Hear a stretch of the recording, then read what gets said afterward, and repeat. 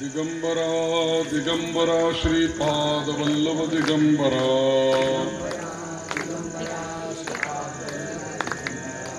दिगंबरा दिगंबरा श्रीपाद वल्लभ दिगंबरा दिगंबरा दिगंबरा श्रीपाद वल्लभ दिगंबरा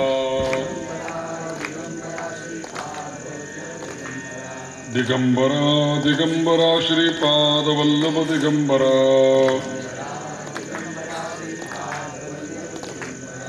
दिगंबरा दिगंबरा श्रीपाद वल्लभ दिगंबरा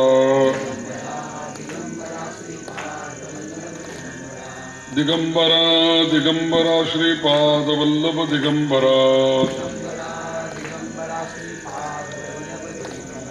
दिगंबरा दिगंबरा श्रीपाद वल्लभ दिगंबरा दिगंबरा दिगंबरा श्रीपाद वल्लभ दिगंबरा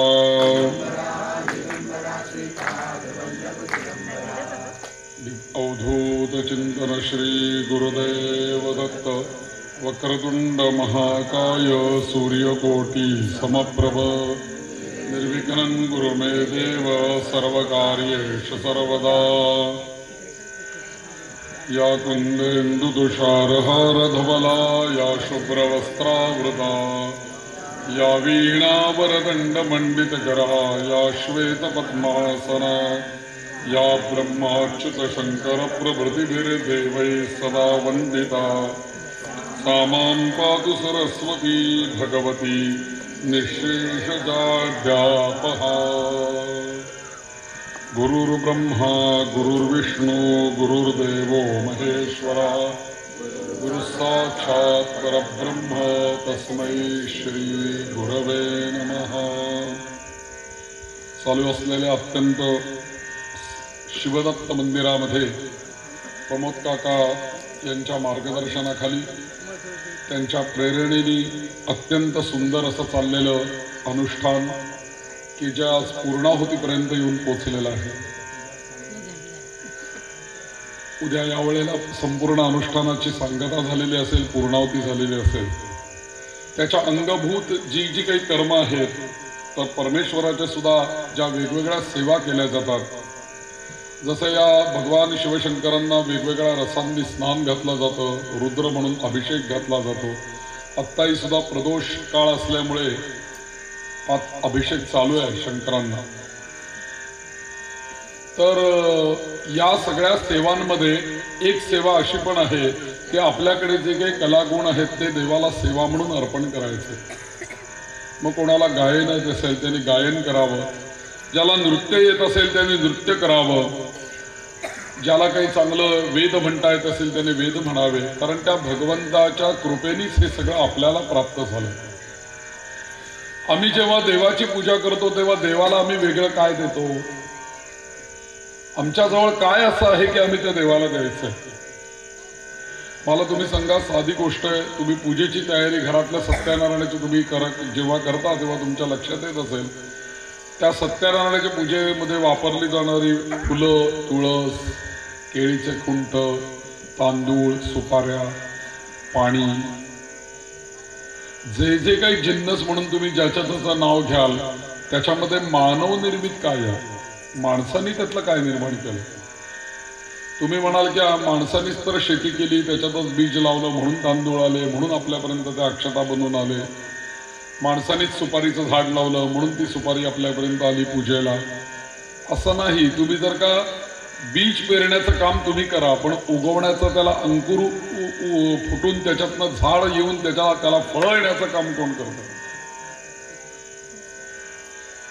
तर हे ज्याच्या सत्तेशिवाय या संपूर्ण जगातलं कोणतंही झाडाचं बारीकचं पान सुद्धा हलत नाही, अशी जर का सत्ता या संपूर्ण विश्वावरती कोणाची असेल तर ती भगवंताची सत्ता आहे, सद्गुरु दत्तात्रेयांची सत्ता आहे। काही माणसाच्या हातामध्ये नाही। पण तरी सुद्धा आपण देवाची पूजा करतो, पण देवाची पूजा करत असताना आपला भाव तिथे काय असतो? त्वदीय वस्तू गोविंद, अरे बाबा हे तूच निर्माण केलं, हे तुझंच आहे, तेच मी फक्त तुला अर्पण करतो। मला जे काही तुझ्या कृपेने मिळालेलं आहे ते मी फक्त तुला अर्पण करतोय. मग भगवंतानी जे निर्माण स्वतः केलेलं आहे त्याची त्याला तरी स्वतःला काय आवश्यकता आहे? जे माझंच आहे, जे मीच निर्माण केलेलं आहे तेच मला अर्पण करण्यामध्ये काय आहे मतलब?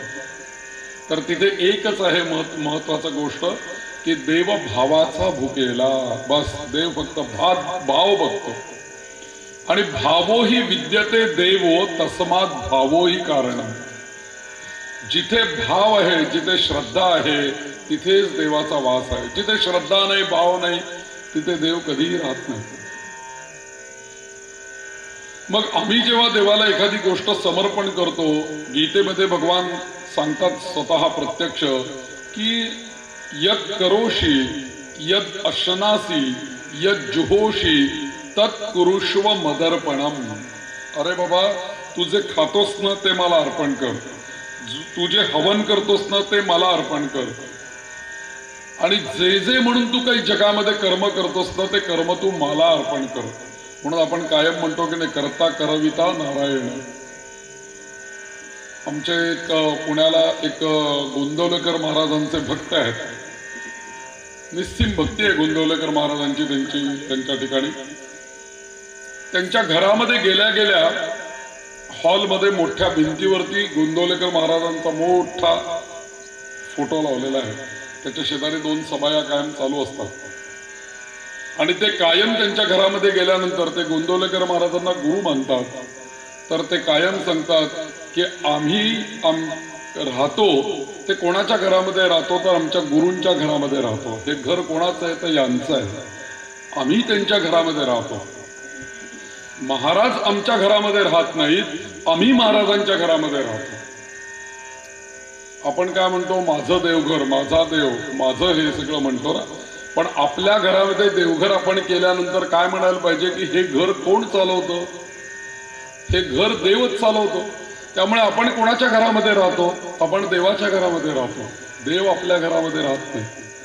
भाव हा असा असला पाहिजे की शरणागतारे हे त्याच्याच कृपेमुळे. मला तुम्ही सांगा, अनेक लाखो लोक आहेत, कितीतरी लोक आहेत की आज ज्यांच्याकडे सामर्थ्य आहे, सगळ्या दृष्टीने सामर्थ्य आहे, त्यांच्याकडे पैसे आहे, सत्ता आहे, सगळ्या काही गोष्टी आहेत, पण बिचाऱ्यांची घरं होत नाहीत. आयुष्यभर भाड्याने राहण्याची वेळ येते. कित्येक लोक अशी आहेत की स्वतःची घरं बांधतात, पण त्यांना स्वतःच्या घरामध्ये नेमकी वास्तुशांत होते, स्वतःचा फ्लॅट होतो, सगळं काही होतं, आणि टुरिंगचा जॉब लागतो. बिचाऱ्यांना घरातच राहायला मिळत नाही. मग जे मी निर्माण केलं असं समजतो, जे माझं मी समजतो ते माझं आहे का? म्हणून इथे पूजेमध्ये जेव्हा आपण अवधूत चिंतन श्री गुरुदेव दत्त, जय गिरनारी,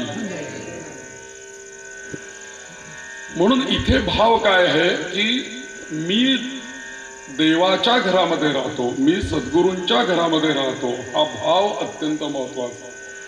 म्हणून पूजेमध्ये ज्या ज्या काही गोष्टी आपण वापरतो, मग त्याच्यामध्ये अक्षता असतील, फुलं असतील, बेल असेल, पाणी असेल, हे आपण काही निर्माण करत नाही. फक्त इथे काय आहे, देवभावाचा भुकेला त्यानीच ते निर्माण केलेलं आहे आणि तेच त्याला अर्पण करायचं. आणि जो भक्त त्यानीच निर्माण केलेलं, त्यांनी त्या आपल्याकरता भक्तांकरता दिलेलं, जो भक्त त्याने दिलेल्यातला काही भाग हा त्यालाच परत अर्पण करतो ना, असे भक्त देवाला फार आवडतात. मी तुम्हाला एक दृष्टांत म्हणून एक सांगतो की आपण जेव्हा एखाद्या नवीन घरी आपण जेव्हा जातो, कोणी आपल्याला बोलवलेलं असेल, तेव्हा सहजगत्या इथून भाऊ पुण्यातनं मुंबईला निघायचंय, कोणाकडे तरी जायचंय, तिथे त्यांच्याकडे लहान मुलं असतात. तर आपण जाताना काय विचार करतो की जाताना पुण्यातनं बाबा काहीतरी खाऊचा पुडा घेऊन जाऊया, तिकडे त्या मुलांना देता येईल. तिथे गेल्यानंतर ही परंपरा आहे, आपली पद्धत आहे. गेल्या गेल्या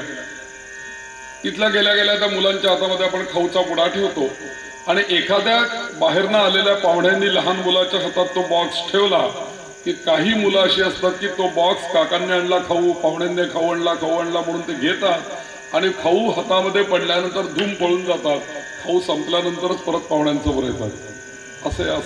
अशी मुलं असतात. काही मात्र एखादे काका सुद्धा एखादा मध्येच प्रश्न विचारणारे असतात. खाऊ तर देतात, पण खाऊ देण्याबद्दल त्याला काहीतरी संस्कार पण देऊन जातात, असे पण काही मंडळी असतात. असे एखादे काका जर का असतील तर ते काय, त्याच्या हातामध्ये खाऊचा पुडा देतात आणि बाळा तुला खाऊ आवडला का? मग तो म्हणतो हो आवडला, खूप आवडला काका खाऊ. मग त्यातला मला तू देणार थोडासा, एक गोळी मला देणार त्यातली? एखादा मुलगा असतो तो म्हणतो नाही मी सगळंच खाणार आहे, तुम्हाला नाही देणार, जाईल निघून तिथनं. एक मुलगा म्हणतो काका पहिली गोळी तुम्हाला देणार, मग उरलेला मी खाणार. ते काका आणि कसे असतात, काकांना त्यांनी गोळी पुढे केली त्याच्यातली आणलेली किंवा काय चॉकलेट काय खाऊ असेल तो त्यांनी त्या काकांच्या पुढे केली. काका काय म्हणतात, अरे राजा मी हे सगळं तुझ्याच करता आणलंय, तूच खा राजा, तू मला विचारलंस ह्याच्यात मला मिळालं, जा तू तुझ्याकडे जा, तूच खाऊन टाका सगळा खाऊ. बरोबर या दृष्टांतामध्ये लक्षात घ्या की भगवंत आपल्या समोर ह्या सगळ्या गोष्टी ज्या आणून ठेवतात, आपण त्यांची लेकरं आहोत सगळी. आपल्याकरता त्यांनी खाऊ आणलाय, सगळं आपल्याकरताच तर दिलेलं नाहीये का? सगळं अन्नधान्यापासून सगळं जे निर्माण केलंय, अहो ही हवा वाहते, प्रकाश येतो, इथपासून सगळं त्यांनी आपल्याकरताच दिलेलं आहे. तो काय म्हणतो, यत करोशी यत जुहोसी यत अशनासी, थोडस तरी एक तरी गोळी माल देतोच तिथली, असं तो विचारतो. पण आपण कुठल्या शहाण्या मुलांसारखं कसं वागलं पाहिजे, देवा तू माझ्यासाठी हे दिलंस, त्यातली एक गोळी पहिली तुला रे, त्वदीय वस्तू गोविंद तुभ्यमेव समर्पये. आणि मग भगवंत काय म्हणतो, नको रे राजा मीच निर्माण केलंय, राहू दे तुझ्याकडे, पण हे देणं जे आहे ना, इथे आपला भाव प्रकट होतो. म्हणून तुम्ही जेवायला बसा, कशालाही कुठल्याही कर्माला बसा, त्यावेळेला देवाची आठवण आली पाहिजे. म्हणून आपल्याकडे जेवायला बसताना सुद्धा हरिर दाता हरिर भोक्ता हरिरन्नम प्रजापती हरिर विप्र शरीरस्थो भुंगते भोजयते हरिही. हरिर दाता, हरिनीच आपल्याला दिलेलं आहे अन्न. अन्न कल्पना करा, आपल्या समोर टेबलावर बसलोय आपण आणि सगळे पदार्थ आपल्या डिश मध्ये वाढलेले आहेत. कोणी दिले हे सगळे पदार्थ? हरिर दाता. बरं ठीक आहे, हरिनी हे सगळे दिले, जेवणारा कोण आहे? सबाई अभ्यंतरी तू एक दत्त, जो भगवान दत्तात्रय आमच्या हृदयामध्ये निवास करतायत आत्मरूपाने, तेच तर आमच्या शरीरामध्ये बसून भोजन करतायत ना. हरिर दाता हरिर भोगता, जेवणारा तोच आहे. बर जे जेवतोय ते काय आहे? समोर पदार्थ वाढलेले हरिरन्नम, हे अन्न सुद्धा हरिमय, भगवंतमयच आहे. हरिर विप्र शरीरस्थो भुंगते भोजयते हरिही, जेवणाऱ्या प्रत्येक माणसाच्या शरीरामध्ये तोच आहे, तोच सगळं जेवत असतो. आणि जेवणाला वाढणारे पण कोण आहे? तोच आहे. हरी भुंगते भोजयते, जेवायला घालणारा पण जेवणारा पण सगळं हरिमयन जगत, सगळं देवाचंच जग आहे. कुठे देव नाहीये? देव या जगामध्ये कुठे नाहीये? कुठे आहे शोधायला जर का गेलं तर प्रल्हाद महाराजांना सुद्धा प्रश्न विचारला नाही हिरण्यकश्यपूने, अरे तू नारायण नारायण नारायण म्हणतो सारखं, कुठे आहे तुझा नारायण? दाखव मला कुठे कुठे आहे तुझा नारायण. तेव्हा प्रल्हादांनी सुद्धा हेच उत्तर दिलं की अहो तुम्ही कुठे काय विचारता, कुठे नाहीये ते सांगा नारायण. मग तो म्हणला समोरच्या खांबात आहे का? मग तो म्हणला जिथे तुम्ही म्हणाल तिथे तो आहे. खांबावर लाथ मारली, खांबातनं भगवान नरसिंह प्रकट झाले. म्हणून अभ्यंतरी दत्त हा जो भाग आहे, हा अत्यंत त्या आरतीतला महत्वाचा विषय आपल्याला नाथांनी शिकवून ठेवलेला आहे की जसा भगवंत आमच्या शरीरामध्ये हृदयामध्ये आहे, तसाच तो जळी स्थळी काष्टी पाषाणी सर्व चराचर सगळ्या जगाला व्यापून तो भगवंत पुन्हा 10 अंगुल उरलाच आहे, तो शिल्लकच आहे.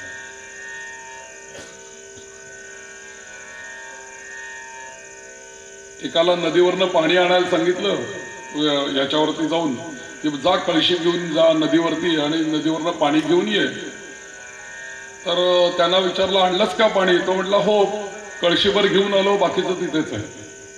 पाणी घेऊन आला, कळशीभर घेऊन आला, बाकीचं तिथेच आहे सांगितलं. म्हणजे काय, आपण या संपूर्ण विश्वामध्ये आपण जे वापरतोय त्यांनी निर्माण केलेलं ते किती, आपण कळशीभर, आपलं आयुष्य किती अधिक कमी, त्याच्यामध्ये आपण भगवंताने निर्माण केलेलं खरोखरीच कळशीभरच आपल्याला मिळतंय आणि ते सुद्धा त्याच्या कृपेने प्राप्त होत आहे. प्रत्येक ठिकाणी हा जेव्हा भाव निर्माण होईल त्या वेळेला आपल्या जीवनामध्ये खऱ्या अर्थाने भक्ती निर्माण होते. आणि भक्ती जिथपर्यंत आपल्या मनामध्ये निर्माण होत नाही तिथपर्यंत ज्ञान कधीही मिळणार नाही. आपल्याला मी तूपणाची झाली बोळवण करायची. मग हा जो मी आणि तू हा जो भेद आहे हा ज्या क्षणी संपेल त्या क्षणी त्याची बोळवण होणार आहे आणि मग एका जनार्दनी श्री दत्त ध्यान हे अवतरणार आहे. आणि ज्या वेळेला मी म्हणजेच परमात्मा असा भाव ज्या वेळेला आपल्या हृदयामध्ये जागतो ना त्यावेळेला केवळ आपोआप या भक्तीमधूनच पुढे राष्ट्रभाव जागृत होतो. त्याच्याकरता वेगळं काही करावं लागत नाही. एकदा आपण त्या परमात्म्याला दोन दर्शन आहेत परमात्मा बघण्याची. एक तर व्यष्टी दर्शन आणि एक समष्टी दर्शन. व्यष्टी दर्शन म्हणजे काय तुमच्या आणि माझ्या हृदयामध्ये जो परमात्मा आहे तो पाहायचा. आणि समष्टी म्हणजे या संपूर्ण विश्वामध्ये परमेश्वर जिथे जिथे आहे तिथे त्याचं दर्शन घ्या. म्हणजे विश्वची माझे घर बस. आता विश्वात्मके देवी म्हणून विश्वस्वरूप त्याला पाहणं आणि एका छोट्या मूर्तीमध्ये त्याला पाहणं त्याला म्हणून आपण जेव्हा शंकरांच्या दर्शनाला आतमध्ये जातो तेव्हा आपण मूर्तीमध्ये दर्शन घेतो. मूर्ती हा त्याचा विग्रह आहे देवाचा. त्याला अर्चा असं म्हणतात त्या मूर्तीला.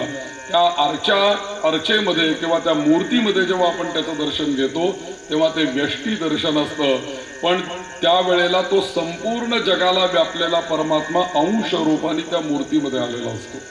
आणि ज्या वेळेला आपण विशाल होऊन जातो डोळे मिटून ध्यानस्थ होतो दत्त दत्त ऐसे लागले ध्यान असं दत्त दत्त म्हणता म्हणता आपण जेव्हा ध्यानाच्या पराकोटीच्या अवस्थेला जातो त्यावेळेला आम्हाला मूर्ती ही खूप छोटी वाटू लागते. काही नाहीये मूर्ती अगदी किती संपूर्ण विश्वाचा म्हणजे अनंत कोटी ब्रह्मांड नायक असं आपण भगवंताला म्हणतो. या ब्रह्मांडाचा विचार जर का केला ना तर या संपूर्ण ब्रह्मांडामध्ये आमची जी पृथ्वी आहे ना ती पृथ्वी अक्षरशः मोरीचा दाणा सुद्धा मोठा होईल. धुलीकण इतकी छोटी पृथ्वी आहे. कल्पना करा त्या पृथ्वीवरचे आम्ही किती छोटे असू. आमचा प्रांत किती छोटा आमचं देवघर किती छोटं आमचं देऊळ किती छोटं त्याच्यात मूर्ती किती छोटी. पण भगवंताची पण ही लीला आहे की जो संपूर्ण ब्रह्मांडाला व्यापून राहतो ना तोच अंश अंश अंश रूपाने तो बरोबर तिथे येतो. जसं सागरामध्ये तुम्ही जर का इथे समुद्रावरती गेलात तुम्ही आता जाल उद्या अहोबृत स्नानाला समुद्रावरती. समुद्राच्या पाण्यामध्ये मीठ आहे का तर आहे. पण तुम्हाला पाण्यात दिसतंय का मीठ कुठे. पण ते जे मीठ त्या समुद्रामध्ये आहे ते त्या संपूर्ण थेंबा थेंबामध्ये ते मीठ आहे की नाही. तुम्ही एका ड्रॉप मध्ये जरी असं समुद्राचं पाणी घेतलं तरी मीठ आहेच. बादलीभर घेतलं तरी मीठ आहेच. उद्या ट्रक भर जरी पाणी आणलं समुद्राचं तरी मीठ आहेच. मग हे जसं मीठ त्या संपूर्ण पाण्याला जसं व्यापून राहिलेलं आहे या संपूर्ण सागरामध्ये असलेल्या सूक्ष्मतेचं दर्शन घेणं याचंच नाव आहे ध्यान. आणि त्याच्याकरता आपण स्वतःला उन्नत करून घ्यायला पाहिजे. म्हणून इथे शब्द नाथांनी ठेवला दत्त दत्त ऐसे लागले ध्यान करपले मन झाले उन्मन. आपण जिथपर्यंत उन्मनी अवस्थेमध्ये जात नाही तिथपर्यंत आम्हाला परमेश्वराचं हे व्यापक दर्शन नाही होणार. आपण सीमित विचार करतो मी आणि माझ्या पुरताच बस एवढंच आम्हाला दिसतंय. पण ज्या वेळेला हे विश्वची माझे घर ही संकल्पना येईल ना त्यावेळेला सगळं जग जे आहे ते सगळे आपले मित्रच होऊन जातील. इतकी विशाल दृष्टी आळंदीच्या माऊलींना झाली. जे खळांची व्यंकटी सांडो सत्कर्म जे खळांची व्यंकटी सांडो तया सत्कर्मी रती वाढो. कोणी शत्रू नाही हो अजात शत्रू. कोणाला शत्रू म्हणायचं. आपली दृष्टी बदलण्याची गरज आहे. आणि ही दृष्टी बदलण्याचं काम संत करतात. दृष्टी बदलण्याचं काम सद्गुरू करतात. दृष्टी बदलण्याचं काम दत्त महाराज करतात. आणि दृष्टी बदलणं किती महत्वाचं आहे. ज्या वेळेला महाभारतामध्ये यज्ञ करण्याचा प्रसंग होता आणि गोपालकृष्णांनी यज्ञाचं मोठं आयोजन केलेलं होतं कौरवांना आणि पांडवांना घेऊन. आणि सहज एक परीक्षा म्हणून त्यांना दुर्योधनाला आणि युधिष्ठिराला दोघांना बोलवलं आणि सांगितलं की आता आपल्याला यज्ञ करायचा आहे. तर ज्या ठिकाणी तो यज्ञ करायचा आहे त्या गावामध्ये किंवा त्या शहरामध्ये किंवा त्या प्रांतामध्ये त्या दुर्योधनाला बोलवलं आणि सांगितलं की ये रे बाबा, आपल्याला यज्ञ करायचंय, तर या संपूर्ण प्रांतामध्ये तू फिरून ये आणि कोणीतरी चांगलं दाम्पत्य घेऊन ये की जे या पूजेला बसेल आणि यज्ञ संपन्न होईल. तुझा शोधायला चांगलं कोणीतरी दाम्पत्य घेऊन ये. म्हणून त्याला आज्ञा केली दुर्योधनाला, चांगला कोणीतरी व्यक्ती या यज्ञाकरता घेऊन ये म्हणून. दुर्योधन गेला. हा आला युधिष्ठिर आणि ते पांडव आल्यानंतर त्यांना सांगितलं की हे पहा म्हणे, तुम्ही जा गावामध्ये आणि जो कोणी वाईटात वाईट मनुष्य असेल त्याला आणा, त्याच्या हद्दत आपण यज्ञ करू, म्हणजे सगळेच पवित्र होऊन जातात.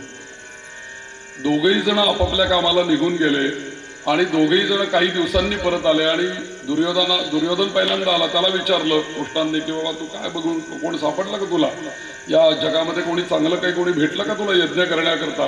तो म्हणाला कोणी चांगलं नाही हो या जगामध्ये, सगळे वाईटच आहे, कोणी चांगलं नाही या जगामध्ये.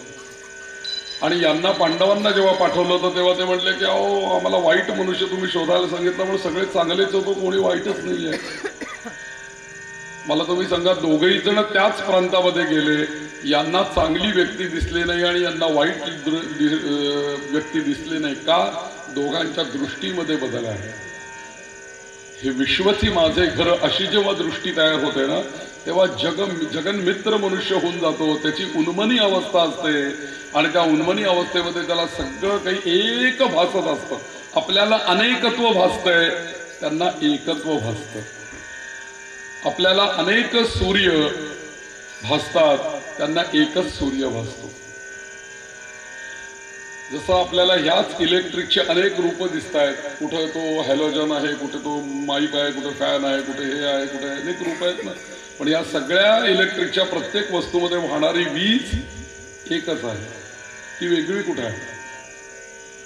म्हणून अनेकामध्ये एकत्व, अशी दृष्टी जेव्हा होते ना तेव्हा माणसाचं ध्यान लागलेलं असतं. म्हणून असं ध्यान केवळ दत्तात्रेयांना त्या मूर्तीमध्ये बघायचं नाही, केवळ त्या दत्तात्रेयांना मंदिरामध्ये बघायचं नाही, तर ते दत्तात्रेय संपूर्ण विश्वाला व्यापून 8 अंगुळ उरलेले आहेत. जिथे आमची नजर जाईल तिथे दत्त महाराज आहे. केवळ गिरनारच्या पर्वतावरती वरती गेलं म्हणजे 10,500 पायऱ्या चढून गेल्यानंतर पादुकांना आता आम्हाला दत्त दिसले असं नाहीये.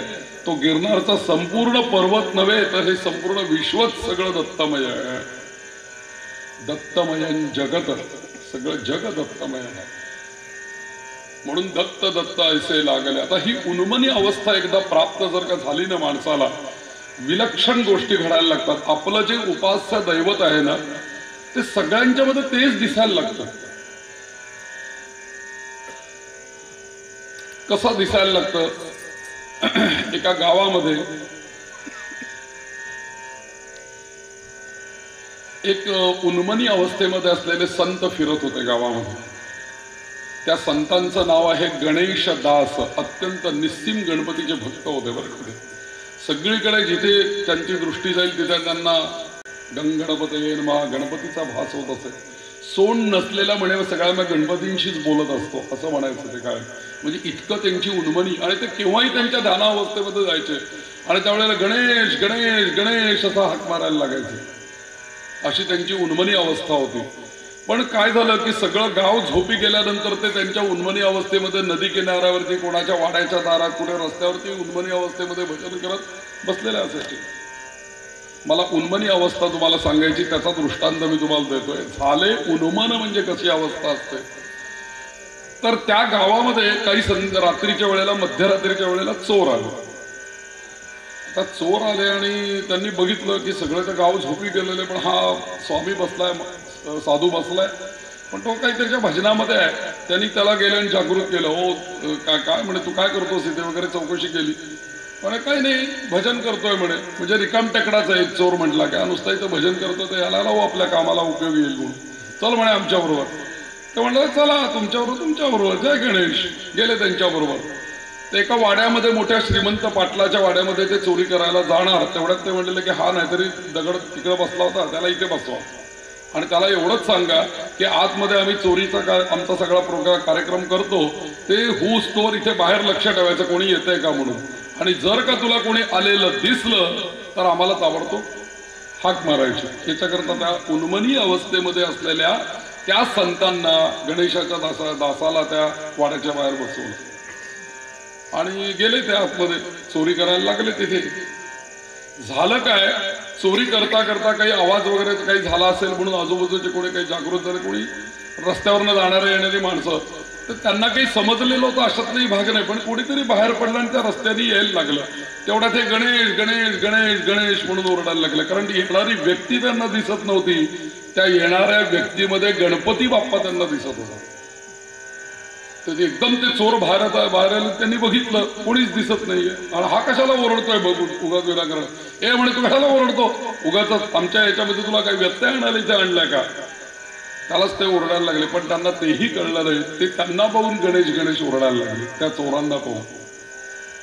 ही उन्मनी अवस्था आहे. माझा जे माझं उपास्य दैवत आहे ते केवळ मी मूर्तीमध्ये बघत नाही, केवळ देवळामध्ये बघत नाही, केवळ एका ठिकाणी ते मर्यादित नाहीये. ती दृष्टी आता माझी विशाल झालेली आहे. आणि म्हणून दत्त दत्त ऐसे लागले ध्यान. आणि ही अवस्था केव्हा होते ना, जेव्हा आपल्या मनाचं मन हरवून जातं ना, त्यावेळेला उन्मनी अवस्था आहे. मन कसं हरवतं माहितीये, या जगामध्ये जे वेग सांगितलेले आहेत या वेगांमध्ये, तर प्रत्येक गाडीचा सुद्धा वेग ठरलेला असतो ना. हायवेवरती आपण गेलो तर 80च्या स्पीड, 100चा 120चा लिहिलेला असतो. त्या स्पीडने आपल्याला गाडी चालवायला लागते. सगळ्यांना स्पीड आहे.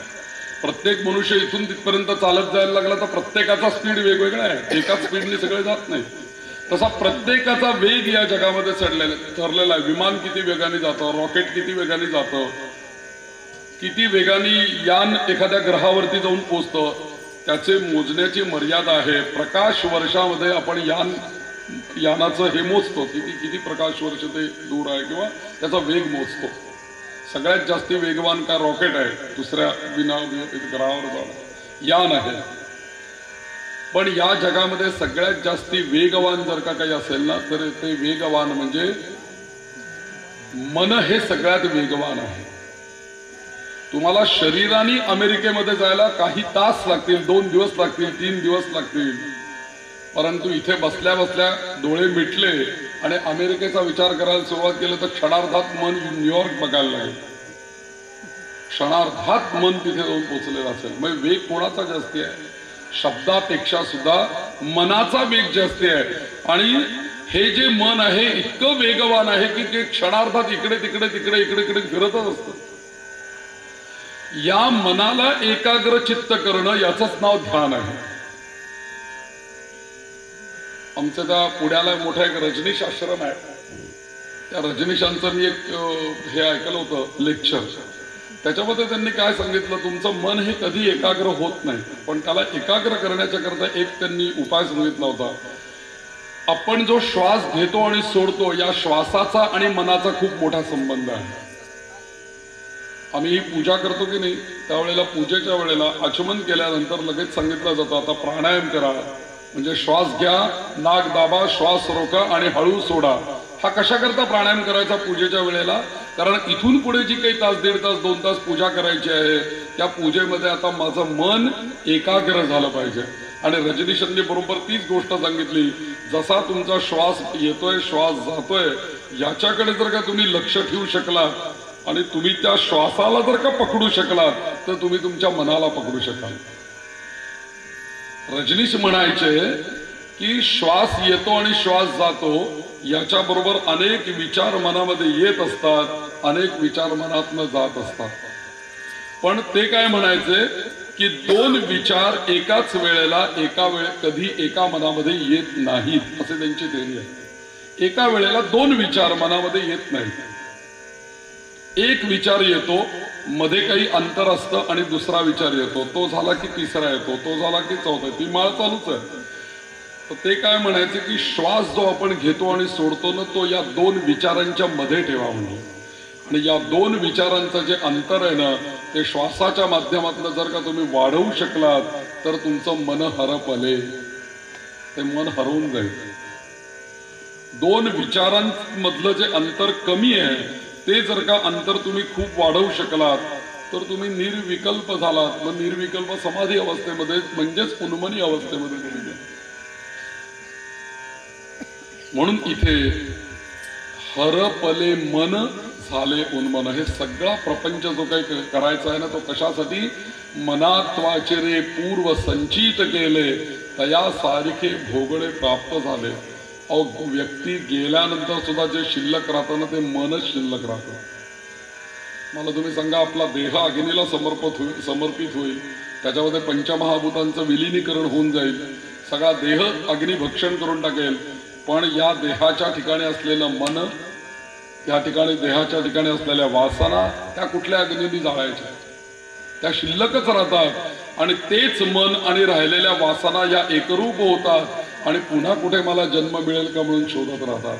या मनानेच जर का काही संकल्पच नसेल मनामध्ये तर पुन्हा जन्माला येण्याचं कारण काय आहे?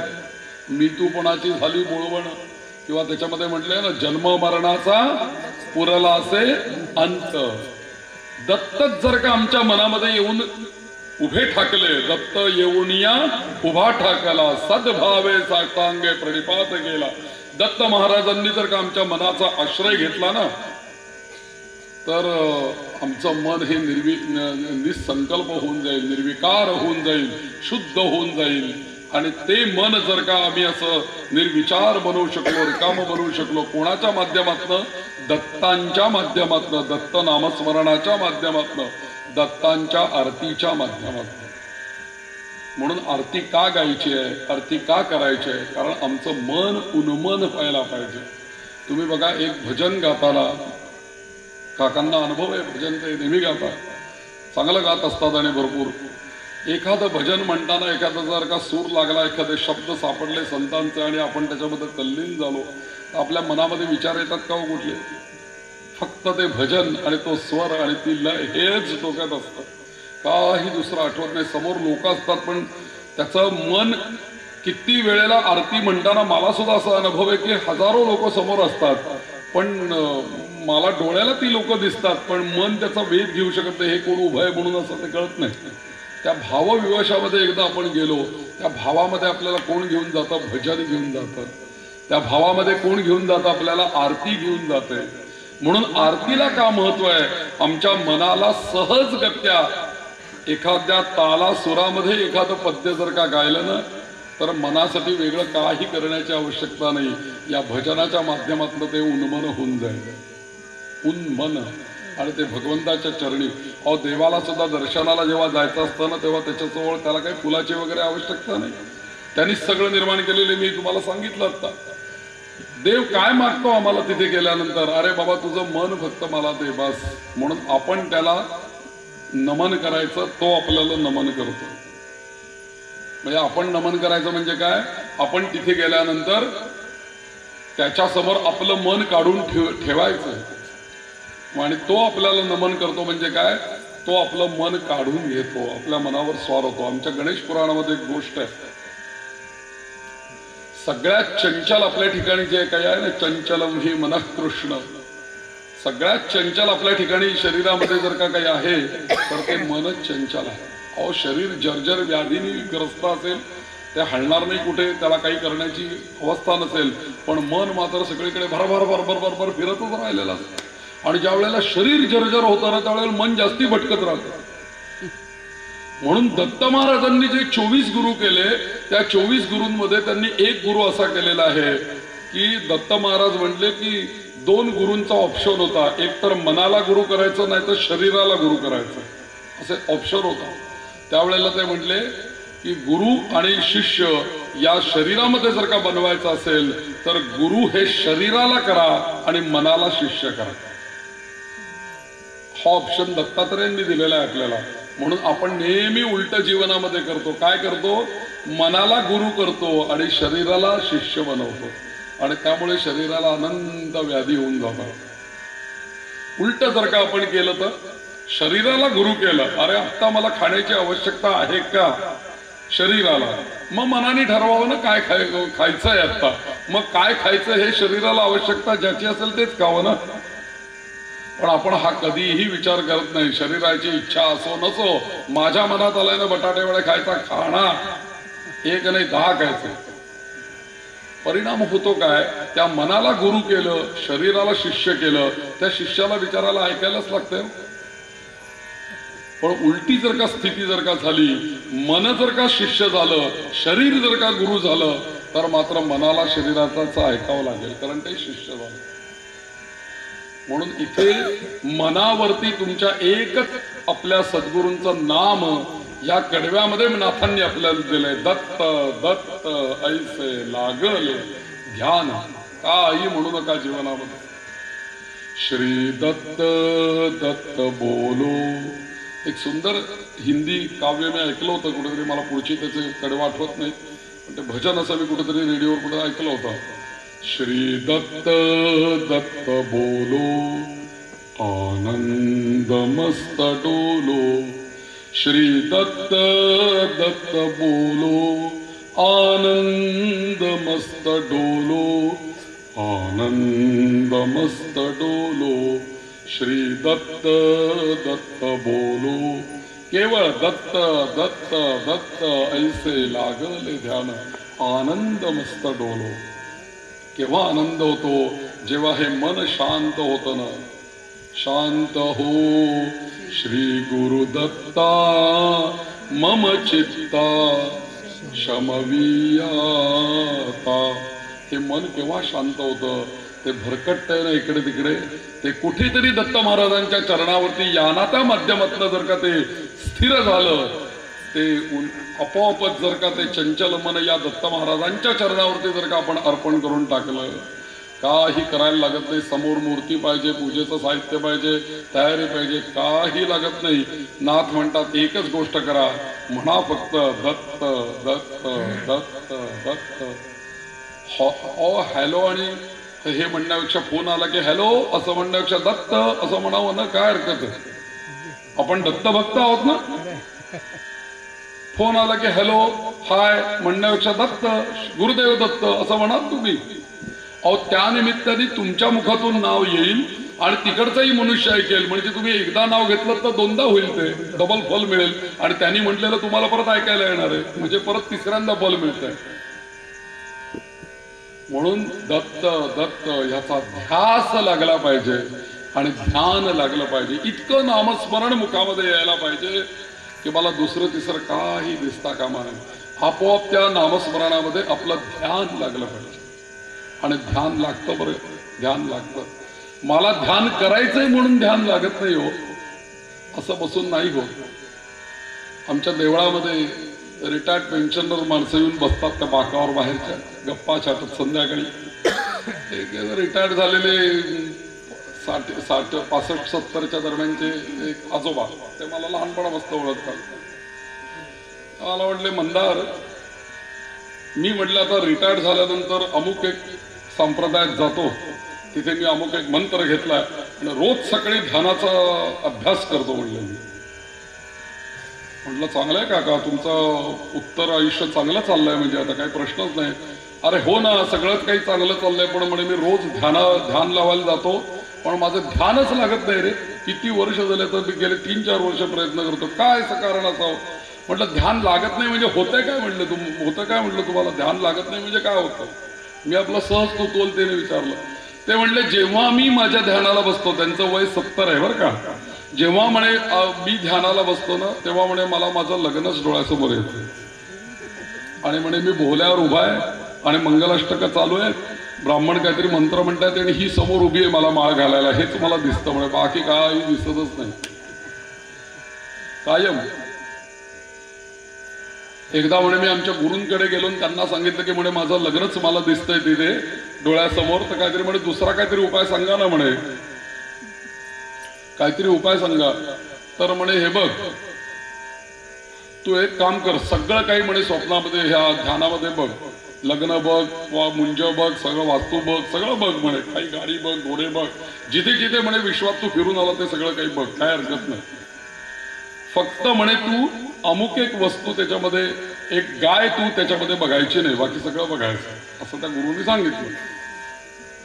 तर त्यावेळेला म्हणे त्याच्यानंतर मी परत घरी आलो, लग्न दिसतंय का म्हणून बघायला गेलो, तर गाय बघायची नाही, बाकी सगळं बघायचं आहे. म्हणून मी काही 8 महिने ध्यानाला बसलो.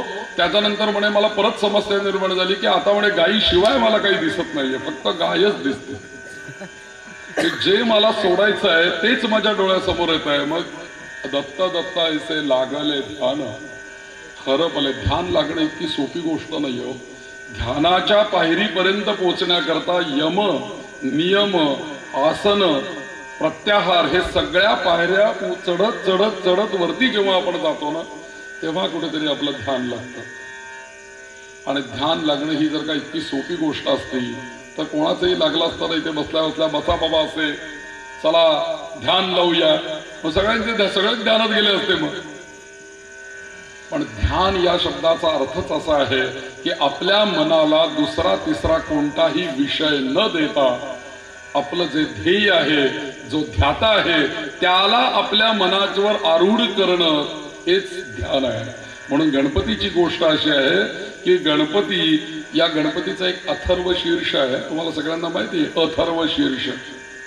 तर थर्व या शब्दाचा अर्थ काय होतो? चंचल, बरं का. आणि संस्कृतची गंमत अशी आहे की त्यात कुठल्याही धातूला जेव्हा तुम्ही अप्रत्यय लावता तेव्हा त्याच्या बरोबर उलटा अर्थ त्याच्यामधनं निघतो. विश्वास, अविश्वास आहे की नाही? आपण म्हणतो विश्वास, अविश्वास, बरोबर विरुद्ध अर्थ. तसं थर्व म्हणजे चंचल, जे सतत चंचल आहे, आणि अथर्व म्हणजे जे चंचल नाही ते, म्हणजे एकाग्र आहे ते काय? अथर्व. मग या संपूर्ण तुमच्या शरीरामध्ये चंचल आहे मन. या मनाला अंकुश किंवा या मनाला पटकन एकाग्र करणारी कुठली गोष्ट आहे तर अथर्व शीर्ष आहे. कारण ते तुम्हाला अथर्व बनवून टाकतात. आणि म्हणून त्याचं नावच आहे पुढे अथर्व शीर्ष. हेच पळताय ना सगळीकडे. आणि हे जर का अशांत झालं तर किती मऊ गादी असेल आणि एसी लावलेला असेल तरी उगाच वाटतं डास चावतोय म्हणून. खरं काही चावत नसतं, भावना मनामध्ये उगाच डास चावतोय म्हणून. एक डास नसतो खरं तर, पण उगाच रात्री 2-2 वेळेपर्यंत झोप लागत नाही हो. कारण मन चंचल आहे. मन जर का शांत नसेल तर झोप कुठे, म्हणजे झोप लागतच नाही. आणि जर का मन शांत असेल, एखादा दगडाला उशाशी घ्या, झाडाखाली दुपारी पडवा, शांत माणसं घोरायला लागतात. काही त्यांना कशाची फिकीर नाही, मन शांत आहे. असं चंचल मन एकाग्र होण्याकरता, अथर्व करण्याकरता जसं गणपती बाप्पाला त्या मनावरती आरूढ केलं जातं. आणि त्याला उत्तम कथा गणेश पुराणामध्ये सांगितली की ज्या वेळेला गणपती बाल्य अवस्थेमध्ये होते, गणपती बाप्पा, कल्पना करा छोटासा गणपती आहे, सोंडबीन असा एक 2-3 वर्षाचा छोटा मुलगा खेळतोय घरामध्ये. अदिती आणि कश्यप यांचा मुलगा म्हणजे गणपती. तर हा तिथे अदिती आणि कश्यपांचं स्थान कुठे आहे तर सध्याचं जे काश्मीर आहे की नाही, तिथे कश्यप आणि अदितींचा आश्रम होता बरं का त्यावेळेला. आणि तिथे गणपतीचा जन्म झालेला आहे. तर तिथे हा बालक, त्या अदिती काहीतरी स्वयंपाक पाणी करत होती आणि तिथे हे बाल गणेश तिथे आजूबाजूला खेळत होते. तर ती बाळाला काही गोष्टी त्या अदिती सांगत होती. आई बाळाला काही काही शिकवत असते, सांगत असते गोष्टी. मग ती सांगायला लागली, हा अमुक विष्णूनं गरुडावर बसतात, मग शंकरेनं नंदीवर बसतात, वगैरे वगैरे वगैरे वगैरे. मग गणपती बाप्पाने आईला प्रश्न विचारला. आधी ते बुद्धीचं दैवत होते, काय प्रश्न विचारणारच ना ते. त्यांनी प्रश्न विचारला की आई, सगळ्यांची वाहनं तू सांगते, पण मी मोठा झाल्यानंतर कशावर बसायचं सांग, मला कुठलं वाहन देशील तू? ती म्हणाले, अरे नाही, अजून नाही विचार केला. पण बाळ कुठलं ऐकतंय हो? ते म्हणाले, अजून विचार केला नाही, मला आत्ताच पाहिजे काहीतरी, मला तू आत्ता वाहन दे की त्याच्यावर मी बसतो. तर त्यावेळेला त्या दोघांचा, आदिती आणि गणपती बाप्पा यांचा दोघांचा चर्चा आणि वाद सुरू झाला. त्यावेळेला त्यांच्या घरामध्ये एक छोटा उंदीर इकडनं तिकडे पळत होता. तो काही उंदीर कुठे स्थिर असतो का? काल इथनं इकडे येऊन गेला, तिकडे पळत पळत क्षणार्धात इथपर्यंत आला आणि गेला तिकडे. किती चंचल तो ना, छोटासा प्राणी आहे. एकदा येतो जातो पटापट, आणि झरझर झरझर ऍक्शन असतात त्याच्या, खाताना सुद्धा पटपट पटपट, सगळं चंचल आहे ते. तर ते त्या उंदीर त्यांनी बघितला, बाल गणेश, त्यांनी पटकन त्या उंदराला पकडला, त्याच्यावरती दोरी बांधली त्याच्या तोंडाला, त्याच्यावरती बसला आणि आता म्हणला तू मला वाहन देण्याची आवश्यकता नाही, मी घेतलं वाहन म्हणे, आजपासून माझं हे वाहन झालं म्हणून मूषक वाहन. पण इथे कथा पण ऐकली या गणेश पुराणामध्ये, पण ही रूपकात्मक कथा अशी आहे की उंदीर गणपतीचं वाहन आहे का, कारण उंदीर हा अत्यंत चंचल आहे, तसं मनही अत्यंत चंचल आहे. त्या चंचल असलेल्या मनाला अंकुश लावण्याचं काम गणपती बाप्पाने केलं. म्हणून जो गणपतीचा उपासक असेल त्याचं मूषकासारखं असलेलं, उंदरासारखं असलेलं चंचल मन आहे ना, ते आपोआप अथर्व होऊन जातं. हे तोच दृष्टांत बरोबर इथे आहे. दत्त दत्त ऐसे लागले ध्यान, हरपले मन झाले उन्मन. आणि मग एकदा उन्मन अवस्था प्राप्त जेव्हा होते ना, तेव्हा तत्वमसीचा बोध ह्या आरतीमध्ये आपल्याला होऊन जातो. तत्त्वम असी अथर्व शीर्षामध्ये पण म्हणतात बघा, त्वम साक्षात आत्मासी नित्यम त्वमेव प्रत्यक्षम तत्त्वमसी. हा आपल्या वेदाचा मुख्य वाक्य आहे. तत्त्वमसी महावाक्य आहे आपलं. तत्त्वम असी. इथे तो आणि मी हा एकच आहे, वेगळा नाहीच आहे. मग जे काही नाव आहे मंदार खळदकर म्हणजे कोणाचं नाव आहे, त्या जन्माला आल्यानंतर दिलं गेलेलं नाव आहे. पण नाव देण्यापूर्वीही मी होतो, नाव आहे म्हणूनही आहे, आणि हा देह सोडला तरी हे नाव राहणारच आहे. हे जसं आहे तसं आमचे शंकराचार्य गुरु शोधार्थ नर्मदा किनारी गेले होते. परवाच्या दिवशी मी ते अष्टक म्हटलं म्हणून मी तुम्हाला एक आठवण करून देतो. सुंदर अष्टक आहे ते. तर आम्हाला आपल्याला आता संन्यास घ्यायचा आहे, गुरु करायचा आहे, म्हणून ते गुरुच्या शोधार्थ आचार्य त्या काळी कालाडीला त्यांचा जन्म झालेला, आणि गुरु शोधार्थ फिरत फिरत फिरत फिरत नर्मदा किनारी आले, आणि ते इथे आम्हाला गुरु भेटणार असे त्यांना संकेत झाला. म्हणून ती नर्मदा परिक्रमा ज्यांनी केली त्यांना माहिती असेल, ते शंकराचार्यांची गुंफा वगैरे सगळं दाखवतात. तर त्या ठिकाणी ते गेले, आणि गोविंद यती नावाचे सद्गुरू होते तिथे. तर ते काय, ते शंकराचार्य चित्रपटामध्ये सुद्धा हा दाखवलाय दृष्टांत. तर ते गुरु जे होते त्यांचे त्या पडद्याच्या मागे होते आतमध्ये, आणि हे समोर जाऊन उभे राहिले, आणि शिष्यस्ते हम शादिमाम, मी शिष्य म्हणून तुमच्या समोर येऊन उभा राहिलेलो आहे, मला उपदेश करा म्हणून. तेव्हा गुरुनी आत्म प्रश्न विचारला की अरे बाळा तू कोण आहेस, कुठनं आलायस, असं प्रश्न विचारला. आपण विचारतो की बाबा तू कोण आहेस, कुठनं आले, काय नाव तुमचं, काय गाव. शंकराचार्यांनी उत्तर दिलंय. ते उत्तर जे म्हणजे 5-6 श्लोकांचं निर्वाण षटकम आहे. अहम निर्विकल्पो निराकार रूपो.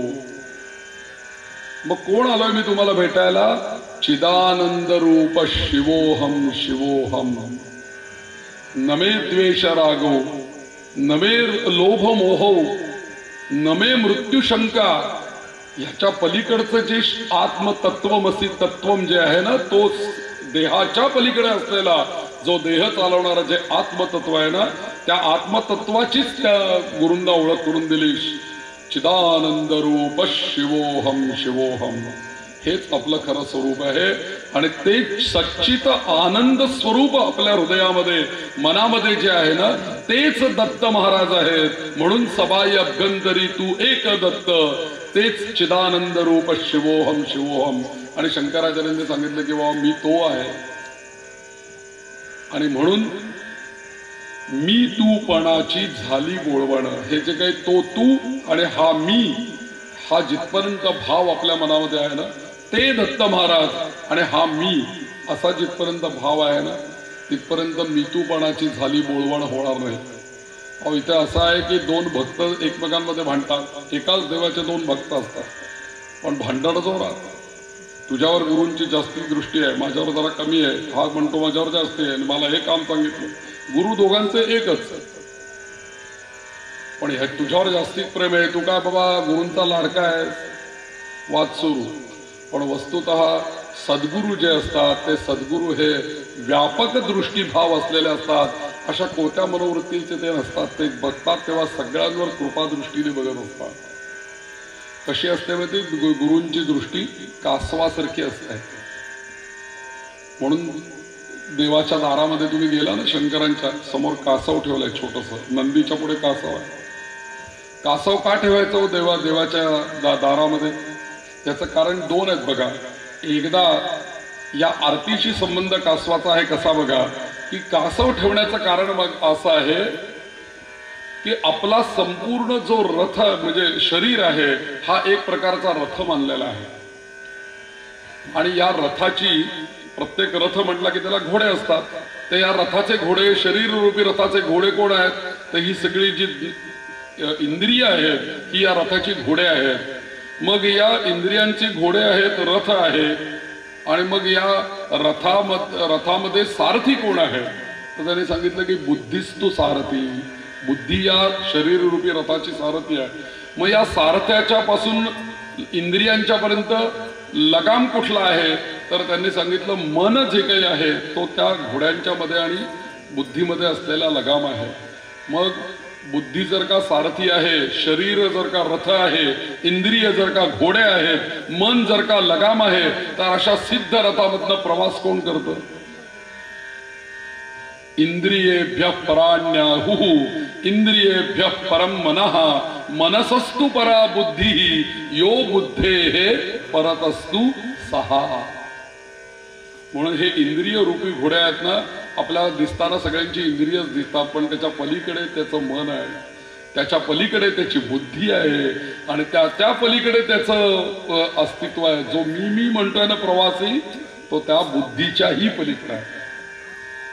आणि तो खऱ्या अर्थाने गीतेने आपल्याला हेच सांगितलं की अरे इंद्रियांचे हे तत्व जे म्हणतोय ना तू, मी तू पणाची झाली बोळवण, हे मी आणि तू ज्याला तू असं म्हणतोय जे तत्व आहे ते तत्व किती पलीकडे आहे? तर इतकं पलीकडे आहे. इंद्रियेभ्यः पराण्याहुः इंद्रियांच्या पलीकडे आहे. मग इंद्रियांच्या पलीकडे काय आहे? इंद्रियेभ्यः परम मनः त्याच्या पलीकडे मन आहे. बरं ठीक आहे, मनापर्यंत आपण पोचलो तर ते म्हणतात नाही, मनाच्याही ते पलीकडे आहे. मनसस्तु परा बुद्धी त्याच्या पलीकडे म्हणे बुद्धी आहे आणि बुद्धीच्याही पलीकडे ते तत्व आहे. आणि हे जे तत्व आहे हे तत्व आपल्याला दत्त या नामस्मरणाने आपल्याला प्राप्त होणार आहे. आपण तिथपर्यंत जाऊन पोहोचणार आहे. आणि हे जे तत्व आहे हे तत्व ज्या दिवशी आपल्याला कळेल ना, त्या दिवशी आपल्याला खरं कळेल की ही इंद्रिय जी आहेत. म्हणून कासव जे देवासमोर ठेवलं जातं, हे कासव जे आहे ना त्याच्यावरती जेव्हा कुठलं काही संकट येतं ना, तुम्ही एखादा छोटा कासव असेल घरामध्ये, कुठं आधी पाळतात घरामध्ये कासव. कासव घरात मी म्हटलं का पाळतात? हे कासव पाळलं म्हणजे म्हणे लक्ष्मी खूप येते घरामध्ये, ठेवतात लोक कासव आणून. भारताने बंदी केली कासव पाळायला, तर सिंगापूरवरून आणून ठेवतील, पण कासव असतं बऱ्याच लोकांकडे असतं. तर त्या कासवाच्या जवळ तुम्ही गेलात किंवा त्याला असं हात लावण्याचा प्रयत्न केला तर पटकन काय करतं, त्याचं तोंड एक बाहेर आलेलं असतं बघा आणि मोठं कवच असतं त्याच्यावर, कठीण असं कवच असतं. एखाद्या पक्षाला किंवा शस्त्राला ते चक्कर फोडता येणार नाही इतकं कठीण, कारण कासवाची ढाल करून लोक लढ्या करायचे, इतकी कठीण असते कासवाची पाठ. आणि याच्यामध्ये त्या कासवाला हात लावल्याबरोबर किंवा त्याच्या जवळ गेल्याबरोबर ते करतं काय, तर त्याची इंद्रिय म्हणजे त्याचे चारही पाय आणि बाहेर आलेलं तोंड हे पटकन आत घेऊन टाकतात आणि आपल्याला फक्त ते कवचच दिसतं. असं वाटतं की या काय प्राण्याला हात पाय आहेत की नाही काही. बरं उचलून बघितलं खालीवरून तरी काही त्याला दिसत नाही, सगळं आत घेतलेलं असतं ते. बरोबर दत्त दत्त ऐसे लागले ध्यान ही अवस्था आम्हाला केव्हा होईल माहितीये? आम्ही जेव्हा मंदिरामध्ये जाऊ आणि मंदिरामध्ये गेल्यानंतर या कासवासारखे आम्ही जेव्हा बनवून, म्हणजे कसे आमच्या जो इंद्रियांचा बाह्य प्रवास जो चालू आहे सदैव, हा जर का बाह्य प्रवास आपण थांबवून अंतर प्रवास त्याचा जर का सुरू केला कासवासारखा, तर आम्हाला दत्त दत्त ऐसे लागले ध्यान हरपले मन झाले उन्मन याचा अनुभव आल्याशिवाय राहणार नाही. आपली इंद्रिय सगळीकडे पळता येतो, सगळ्या इंद्रियांचं सुख आम्हाला पाहिजे. बरं इंद्रियांचं सुख शाश्वत आहे का हो? मी मगाशी मनाचं आणि शरीराचं सांगितलं. जिथपर्यंत श्रीखंड आपल्याला खावंसं वाटतंय, पण ते श्रीखंड चमचाभर आम्ही जिभेवर ठेवून ते 3 इंच फक्त मागे सरका, 2च इंच ते एकदा जिभेवरून मागे सरकलं की श्रीखंड काय आणि भात काय सगळं सारखंच आहे. बरं तिथून ते पोटात गेल्यानंतर चटणी खाल्ली काय, मिरची खाल्ली काय, आमटी खाल्ली काय आणि दही खाल्लं काय, ते सगळं जातंय कुठे? एकत्रच. मग त्याचा आनंद त्या पदार्थाचा किती आहे? केवळ ते रस इंद्रिय जे आहे ना, त्या रस लुलूपते करता आम्ही त्या रस इंद्रियाच्या अधीन होतो. दत्त महाराजांनी एका पतंग्याला गुरु केलेलं आहे. दत्त महाराजांनी माशाला गुरु केलेला आहे. त्या माशाला त्या जिव्हा रसाचं आकर्षण होत. दत्त महाराजांना विचारलं, तुम्ही या माशाला का गुरु केलं? तर त्यांनी उत्तर दिलं की या माशानी जिव्हेंद्रियाच्या तृप्ती करता स्वतःचे प्राण गमावले. कसे? त्या मासा पकडणाऱ्यांना माहिती आहे, ते दिसतं बघा, ते असं गळ टाकून ठेवतात त्या पाण्यामध्ये आणि त्या गळाला काहीतरी आमिष खाद्य लावून ठेवतात माशांचं आणि ते आम्ही तसं टाकून ठेवलेलं असतं. तो बिचारा मासा येतो, त्याला असं वाटतं की हे खायचंय, त्याला तो पकडतो. खाण्याची इच्छा त्या माशाला का होते? जिव्हेंद्रिय. त्याला ते दिसतं, अरे खूप छान खायला आहे, आपल्याला तृप्ती मिळेल. त्या आमिषाने तो तिथे जातो आणि त्याला पकडण्याचा प्रयत्न करतो आणि मृत्यू पावतो. म्हणून दत्त महाराज म्हटले, हा मासा सुद्धा मला माझा गुरु आहे. त्याच्याकडनं मी हे शिकलो की माझा जिव्हेंद्रिय माझ्या ताब्यात पाहिजे. शब्द, स्पर्श, रूप, रस आणि गंध ह्या ज्या सगळ्या 5 तन्मात्रा आहेत आपल्या ठिकाणी, याच्यामुळे प्रत्येक वेळेला आपल्याला अनंत जन्म घ्यायला लागतात आणि प्रत्येक वेळेला आपल्याला दुःख हे या शब्द, स्पर्श, रूप आणि रसगंधामुळेच होतं. हे आपल्याला दत्त महाराजांनीच दाखवून दिलेलं आहे. म्हणून हत्तीला गुरु केलं, कारण स्पर्श, हत्तीला स्पर्श आवडतो. हत्तीला गुरु का केलं?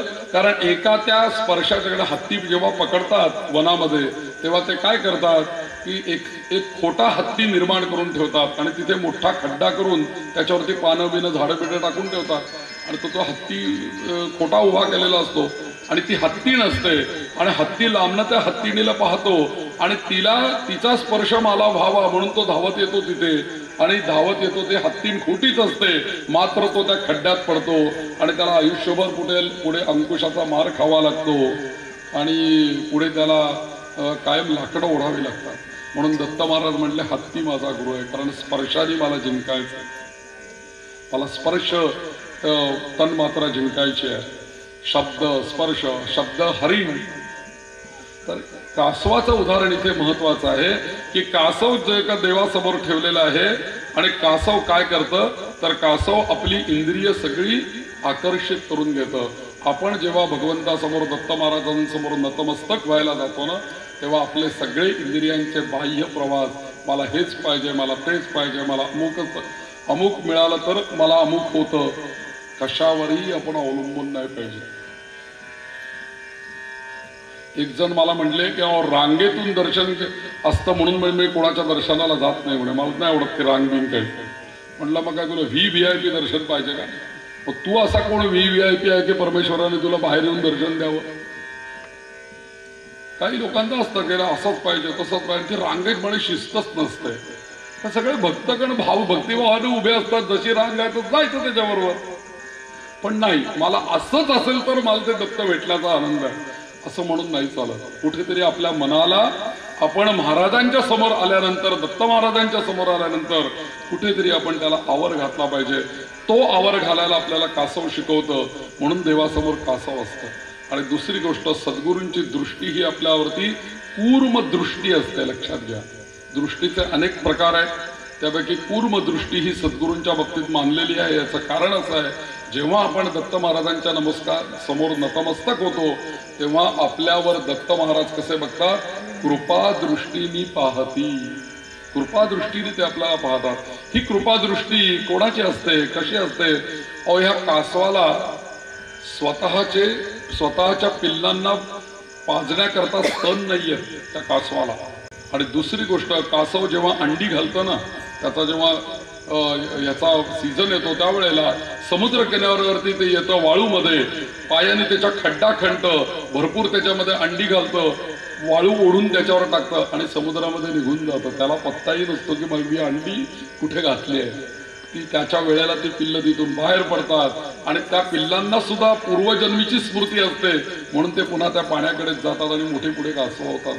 ही साखळी चालूच आहे. त्याला माहित नाही मी अंडी कुठे घातली आहेत आणि माझी पिल्लं कुठे जन्माला आली. पण केवळ त्याच्या दृष्टीने किंवा त्याच्या चिंतनाने त्या पिल्लांचं पोषण होतं अंड्यामध्ये असलेल्या, आणि त्या अंड्यातलं त्या पिल्लं बाहेर पडून त्यांचं संगोपन होतं केवळ दृष्टीने आणि केवळ चिंतनाने. म्हणून भगवंताच्या दारामध्ये तुम्ही जेव्हा दर्शनाला जाता तेव्हा दत्त महाराज भक्तांवरती जे बघतात ना, ते कासवाच्या कूर्म दृष्टीने आपल्याकडे ते बघतात. आणि म्हणूनच ते माऊली आहेत, दत्तराज माऊली. आणि ते कूर्म दृष्टीने भगवंत आपल्याकडे पाहतात आणि आपला जन्मोजन्मीचा उद्धार करतात. जन्म मरणाचा पुरला असे अंत. दोनदा जन्म मरण शब्द घातलाय ना आपण, दोन्ही कडव्यामध्ये जन्म मरणाचा संबंध आलेला आहे. म्हणून हा मी आणि तू हा आपल्याला जर का संपवायचा असेल तर दत्त महाराजांना आपल्याला आदर्श ठेवला पाहिजे. दत्त महाराजांनी ज्यांना ज्यांना गुरु केलेला आहे त्यांनी का गुरु केलं? ते स्वतः सद्गुरू आहेत, ते स्वतः परमगुरु आहेत, ते गुरुर ब्रह्मा आहेत, गुरुर विष्णू आहेत, गुरुर देवो महेश्वर स्वरूप आहेत आणि साक्षात परब्रह्म पण ते आहेत. असे दत्त महाराज असताना सुद्धा ते जर का कोणाला गुरु करतात, बर एक गुरु करून भागले असते तर ठीक आहे, 24 गुरु केले हो त्यांनी. 24 ठिकाणाहून ते काही ना काहीतरी शिकले आहेत. ह्याचा अर्थ कुठेतरी गुरुतत्व आहे. जाता येता म्हणतो ना आपण, कोणीतरी आपल्याला भेटत असतं आणि काही ना काहीतरी मार्गदर्शन करत असतं. पण आपलं मन जर का स्वच्छ असेल, निर्विकार असेल, दत्त महाराज आपल्या मनामध्ये जर का त्यांनी ठाव घेतलेला असेल, दत्त दत्ता इसे लागले ध्यान, अशी जर का आमची अवस्था असेल आमच्या मनाची, तर केलेला उपदेश मग एखाद्या छोट्या बाळाने जरी आम्हाला येऊन केला ना, आपल्यापेक्षा कितीतरी वेळाने चटकन आपलं मन पोरे बाळा करतो आम्ही. आणि जर का मन जागेवर नसेल आणि दत्त महाराज मनामध्ये नसतील तर, अरे तू कालचा आलेला पोरगा, तू काय सांगतो मला, असं वक्तव्य आहे. म्हणून संत तुकाराम बघा, संत ज्ञानेश्वर बघा, कोणाच्या जीवनामध्ये अपत्य आल्या नाही, कोणाच्या जीवनामध्ये दुःख आली नाही. अहो ज्यांनीही दत्त महाराजांची आरती केली ना नाथ महाराज, त्या नाथ महाराजांच्या जीवनामध्ये असा किस्सा सांगितला गेलाय की स्नानाला गेले नाथ गोदावरीवरती आणि आंघोळ करून आपल्या घरी यायचं, ओले कपडे अंगावर टाकून, कपडे वगैरे बदलून, आणि येताना तिथे यवन बसलेला होता त्या जाण्या येण्याच्या मार्गावरती. अंघोळ करून नाथ महाराज आपल्या घरी जायला त्या रस्त्याने निघाले की तो पचकन त्यांच्यावरती थुंकत असतो. आता अंघोळ केल्यानंतर सोहळ्यामध्ये पवित्रता आणि दुसरीची घाण अंगावरती पडल्यानंतर नाथ महाराज त्यांनी थुंकल्यानंतर पुन्हा वळायचे, नदीत जायचे, अंघोळ करायचे, पुन्हा यायचे. असा 100 वेळा तो त्यांच्या अंगावरती थुंकला हो. नाथ महाराजांना विचारला, तू एवढा वेळेला तुमच्या अंगावर थुंकला, तुम्ही एवढ्या वेळा स्नान करत बसता, हे काय? काही नाही म्हणे, मला 100 वेळेला त्यानिमित्त गोदावरीचं स्नान घडलं. दत्त दत्ता ऐसे लागले ध्यान, हर पले मन. काय महाराज नाथांचं मन असेल, काय त्या मनाला विकार असतील त्या मनामध्ये. आपण जर का एकदा जरी नुसता थुंकण्याची ऍक्शन केली तर आपली काय अवस्था होईल. तो थुंकण्याच्या आधीच आपल्या मुखात एक काय येईल पलीकडचं काहीतरी, अशी अवस्था आहे. और रस्त्याने जाताना सुद्धा मी हायवेने जाताना असं बघितलंय, थुंकण्याचा नुसतं काच खाली घेतली, तो थुंकण्याच्या ऍक्शनमध्ये तो पुढे जाऊन गाडीवर भांडणं थुंकतोय म्हणून. म्हणजे तुझं थुंकलेलं माझ्या अंगावर उडेल, उडलं नाही पण उडेल या भीतीने तो त्याला भांडतोय त्याच्याशी. म्हणजे इतकी जर का आपली अवस्था मनाची हे आहे, तर नाथ महाराजांचं मन दत्त भक्तीमध्ये किती तल्लीन झालेलं होतं, किंवा कुठल्या अवस्थेमध्ये नाथ जीवन जगत असतील. कल्पना करा की ज्यांच्या घरी साक्षात परब्रह्म विटेवर उभा असलेला पांडुरंग सेवकाच्या रूपाने राहतात आणि त्यांच्या घरी 12 वर्ष सेवा करतात. काय असेल त्या नाथांची योग्य कल्पना करण्याचं काय. आणि नाथांना काही पत्ता नाही की हा श्रीखंड माझ्या घरी राहतोय, हा श्रीखंड दुसरा तिसरा कोणी नसून साक्षात विठ्ठल आहे, हे नाथांना 12 वर्ष पत्ता नाही. आणि कल्पना करा तुम्ही, 12 वर्षानंतर जेव्हा या नाथांना लक्षात आलं की हा श्रीखंड दुसरा तिसरा कोणी नसून साक्षात परब्रह्म परमात्मा विठ्ठल पांडुरंग माझ्या घरी सेवा करत होता, काय अवस्था झाली असेल नाथांची. कल्पना करा काय अवस्था झाली असेल. कुठलं उन्मनी मन म्हणजे कसं असतं. दत्ता दत्ता ऐसे लागले ध्यान म्हणजे काय अवस्था असते आपल्याला कळणार नाही गोष्ट. आपण त्या संताच्या भूमिकेमध्ये गेल्याशिवाय आम्हाला कळणार नाही. अहो, हे नाथ महाराजांचं गोष्ट अशी आहे की त्या नाथ महाराजांचा मुलगा होता, हरिपंडित नावाचा त्यांचा मुलगा होता. मोठा गाढा विद्वान हो, फार काशीला जाऊन मोठा विद्वान होऊन आलेला होता. आणि नाथ महाराजही त्या गोदावरीच्या किनारी कीर्तन करत असत, प्रवचन करत असत. आणि भक्तिभावाने भजनामध्ये, कीर्तनामध्ये, प्रवचनामध्ये तल्लीन होत असत. नाथ महाराज जसे तल्लीन होत असत तसे आजूबाजूचे सगळी माणसं तल्लीन होत असत. हा हरिपंडिताला मात्र ही गोष्ट अजिबात आवडत नसे. तो हरिपंडित म्हणायचा की अहो, हे काय तुम्ही या लोकांना सांगत बसला तत्वज्ञान, यांची योग्यता नाही. तुम्ही मी जे शिकून आलेलं आहे ते सांगून मी तुम्हाला माझं प्रवचन करून दाखवतो. नाथ म्हणाले ठीक आहे बाबा, उद्यापासून तू कर. म्हणून हरिपंडित म्हणाला आता मी प्रवचन करणार. म्हणून तो प्रवचनाला बसला. पहिल्या दिवशी गर्दी होती, त्याच्यापेक्षा दुसऱ्या दिवशी कमी झाली, तिसऱ्या दिवशी कमी झाली, चौथ्या दिवशी कमी झाली. अहो, चौथा पाचवा दिवस येताना बघता ज्याची सतरांची होती तोच शिल्लक राहिला. आता त्याला सुद्धा का तर त्याची सतरांची अडकली होती खाली म्हणून. आणि ऐकणारा देव आणि असलेली समय, बाकी कोणीच नाही देवळावर प्रवचन ऐकायला. मग तो पुन्हा शरण आला नाथांना आणि म्हणतो बाबा, हे अशी कशी काय गोष्ट घडली? तुम्ही प्रवचन कीर्तन करता तेव्हा लाखो गर्दी आणि मी एवढं तत्वज्ञान सांगतोय तरी सुद्धा माझ्या प्रवचनाला कोणीच कसं नाही थांबत आहे. तेव्हा नाथांनी एकच गोष्ट सांगितली की तुझ्याकडे ज्ञान पुष्कळ आहे, भरपूर तू ज्ञानी आहेस, पण तुझ्या ज्ञानाला भक्तीचा ओलावा नाहीये. कितीही ज्ञान माणसाकडे जरी असेल ना, तर भक्तीचा जर का ओलावा त्याच्यामध्ये नसेल तर आपल्याला कितीही ज्ञान आपण कोणाला देत बसलं ना, ते कोरडच होऊन जाईल, ते ओलं होणार नाही. त्याला कुठेतरी आतून ओलसरपणा पाहिजे. तो ओलसरपणा किंवा ओलेपणा येतो ना, तो त्या भक्तीने येतो. आणि नाथांच्या याच्यामध्ये तत्वज्ञान आहेच, पण ते तत्वज्ञान हे भक्तिमय झालेलं तत्वज्ञान आहे. म्हणून मीतूपणाची झाली बोळवण हे तत्वज्ञानाचं वाक्य, तत्वमसी हे वाक्य अगदी मराठमोळ्या भाषेमध्ये नाथांनी दत्तांच्या आरतीमध्ये आपल्याकरता ठेवून दिलं. आणि म्हणून नाथ सगळ्यात शेवटी असं म्हणतात की अशी अवस्था माझ्या जीवनामध्ये झाल्यानंतर मला तर दुसरं तिसरं काय राहिलं? एका जनार्दनी श्री दत्त ध्यान. बस, मला तर एवढंच करायचंय. दत्त दत्त दुसरं काहीच मला करायचं नाहीये, मला दुसरा आता विषयच नाही. म्हणून या शेवटच्या कडव्यामध्ये ध्यान हा शब्द नाथांनी दोनदा टाकून दिला. दत्त दत्त ऐसे लागले ध्यान, हरपले मन झाले उन्मन, मितूपणाची झाली बोळवण, एका जनार्दनी श्री दत्त ध्यान. म्हणून आपल्याला असं ध्यान करण्याकरता संधी जर का आम्हाला कुठे मिळालेली असेल तर ती या दत्त महाराजांच्या आरतीमध्ये आपल्याला ती संधी दत्त महाराजांनी दिलेली आहे. म्हणून आजपासून सगळ्यांनी निश्चय करा, गेल्या 2-3 दिवस सलग सातत्याने दत्तात्रेयांच्या आरतीच्या माध्यमातून थोडीशी भक्ती आपल्या समोर उलगडून सांगण्याचा मी प्रयत्न केलाय. जी काही सेवा मी केली ती त्या भवानी शंकर महारुद्र आणि साक्षात शिवदत्तांच्या चरणी मी अर्पण करतो. आणि तुमच्यासारख्या सगळे दत्तभक्त भगिनी बांधव सगळे जे काही आहेत, ज्यांनी हे प्रवचन पहिल्या दिवसापासून ऐकलं, त्यांना माहिती आहे जास्तीत जास्त मी उलगडून सांगण्याचा तुम्हाला ती आरती प्रयत्न केलेला आहे. का तर एक तरी गोष्ट आपण म्हणतो ना, एक तरी ओवी अनुभवावी. तुम्ही एक तरी आरती अशी मनापासनं गा, मनापासनं म्हणा, तल्लीन होऊन गा.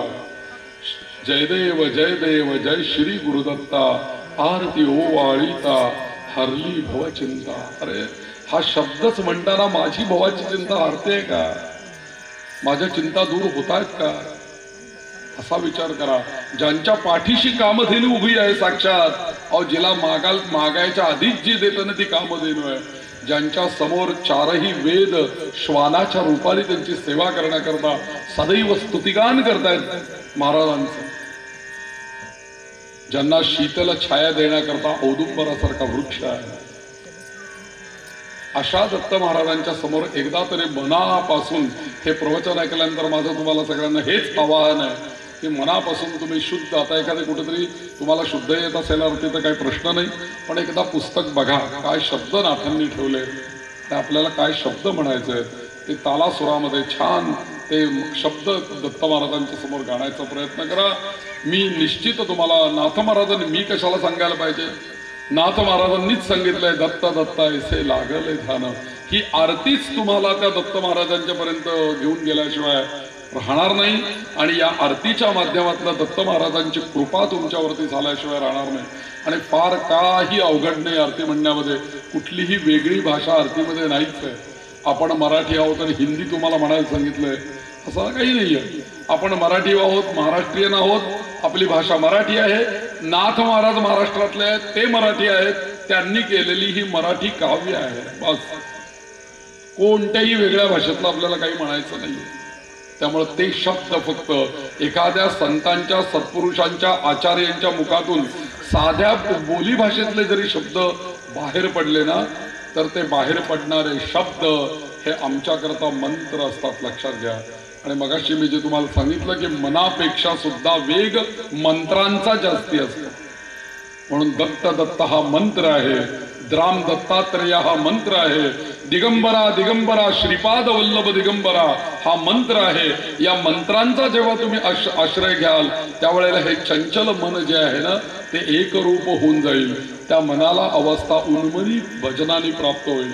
आरती गायल्याने मानवांना उन्मनी अवस्थेमध्ये आरती घेऊन जाणारी आहे। इतकं सामर्थ्य नुसत्या या दत्तात्रेयांच्या आरतीमध्ये आहे।